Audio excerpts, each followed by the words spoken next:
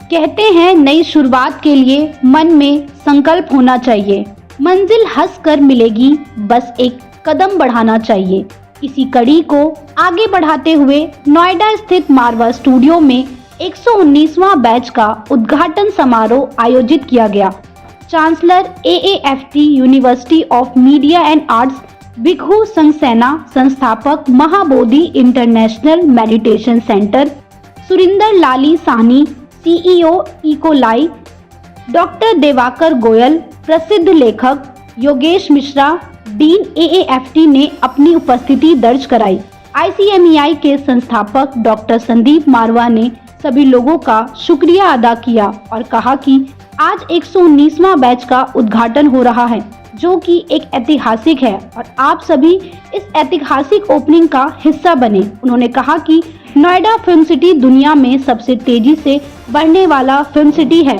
साथ ही मारवा स्टूडियो की जर्नी साझा की। बता दें कि मौजूदा अतिथिगण द्वारा सभी स्टूडेंट्स को प्रोत्साहित किया गया, जिसमें अतिथिगण द्वारा स्टूडेंट्स को जिंदगी में कठिन मेहनत और ईमानदारी के साथ आगे बढ़ने के लिए मोटिवेट किया। साथ ही उपस्थित अतिथिगण द्वारा संदीप मारवा के द्वारा कामों की जमकर तारीफ की गई और 119वां बैच के उद्घाटन के लिए बधाई दी गई।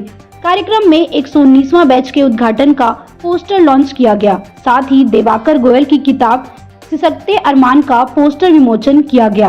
कार्यक्रम में संदीप मारवा द्वारा अतिथिगण को life membership of international film and television club certificate देकर सम्मानित किया गया।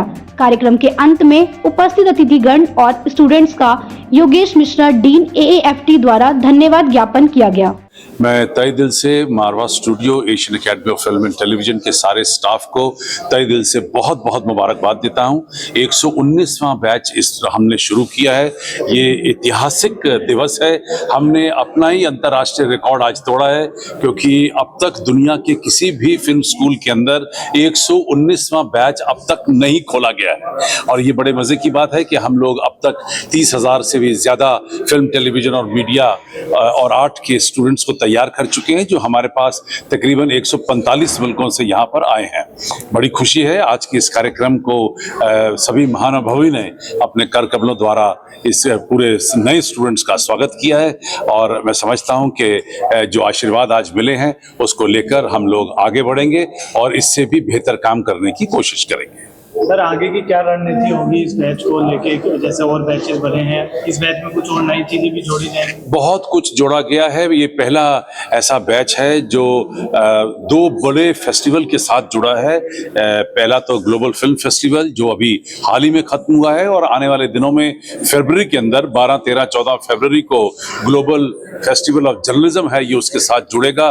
कुछ इसकी टाइमिंग ऐसी बैठी है कि ये पहला बैच ऐसा होगा जो दो बड़े ग्लोबल फेस्टिवल का हिस्सा बन रहा है। All the students who are studying in this very world reputed institution is, time is life, life is time. Make best use of the opportunity they have. Make best use of the facility you have.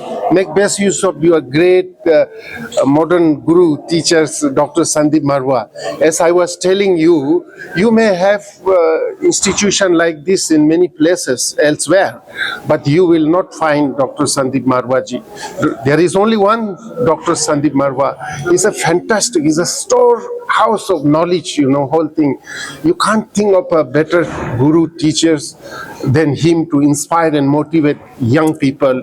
Young people, the young generation is the greatest power in the world, but this power has to be unfold that hidden power. Each one of you have it unlimited power potentiality that has to be unfold. To unfold that, you must have a right guru who can inspire and motivate that. And making today is the age of technology, age of social media, movies, cinemas, all this. It has so much power, but if you know how to use that.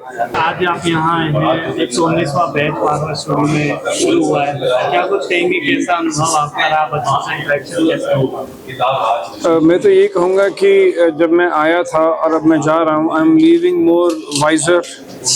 Intelligent तो बड़ा mixed word होता है, पर मैं ज़्यादा कुछ सीख के जा रहा हूँ, बच्चों से मैं सीख के जा रहा हूँ। और मेरी खुशनसीबी है कि मैं आया हूँ और मारवा साहब ने जो एक इतना बड़ा चेम्बर बना रखा ऑफ नॉलेज, तो उसका मैंने भी थोड़ा सा प्रसाद खाया और अमृत लिया।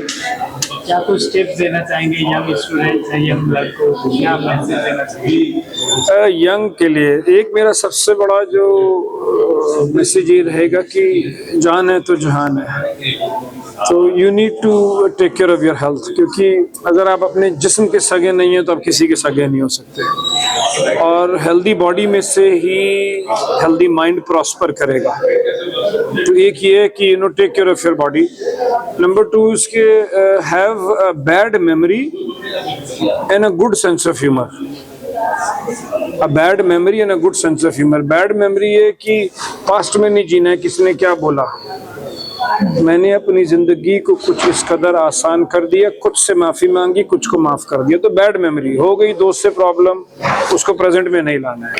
I came here, Dr. Sandeep Marwa, my very old association, last 25 years.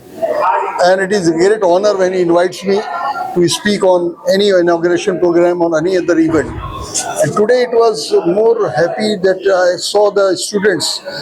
I could read out their face. As a poet, as a writer, as a professor, as an advocate, I read the faces. And I can read a face and I can tell you उसके ज़हन में क्या है। और आज मैंने students को देखा, उनके अंदर एक ज़ील देखी, एंथुसियाज्म देखा, जो बहुत ज़रूरी है। और जैसा मैंने आज कहा है अपने लेक्चर में कि 3 महीने के नहीं है, ये स्टूडेंट 90% 1 ईयर कोर्स में जाएंगे और उसके बाद कम से कम 60% 4 ईयर डिग्री कोर्स में जाएंगे। क्योंकि यहाँ इस इंस्टीट्यूट में आपको जो बात मिलेगी वो कहीं नहीं मिलेगी। दूसरा बड़े फ़ख्र की बात है कि मेरी किताब से सच्चे अरमान जो वर्ल्ड ओवर है, ये ऑलरेडी लास्ट 25 ईयर्स 1997 में it was release in Bombay in the Mantralaya by Shabana ji and Javed साहब। All big people were there, मेरे ज़ाती ताल्लुका जिनसे रहे। और उसके बाद वो कई कंट्रीज़ में गई, कैफी साहब खुद ले जाते थे सच्चे अरमान उर्दू एडिशन, और इसके एडिशन बांग्ला में आए, तमिल में आए, मलयालम में आए, हिंदी में तो था ही। और जहाँ तक उर्दू का सवाल है, मैं समझता हूँ कि उर्दू का मतलब होता है मिक्सचर, रक्ता कहते हैं जिसे। और हम हिंदुस्तानी जो हैं हिंदी नहीं बोलते, हम उर्दू बोलते हैं, अरबी फारसी बोलते हैं। ज़मीन आसमान, लड़का लड़की, आदमी औरत, ये कहीं भी हिंदी नहीं है।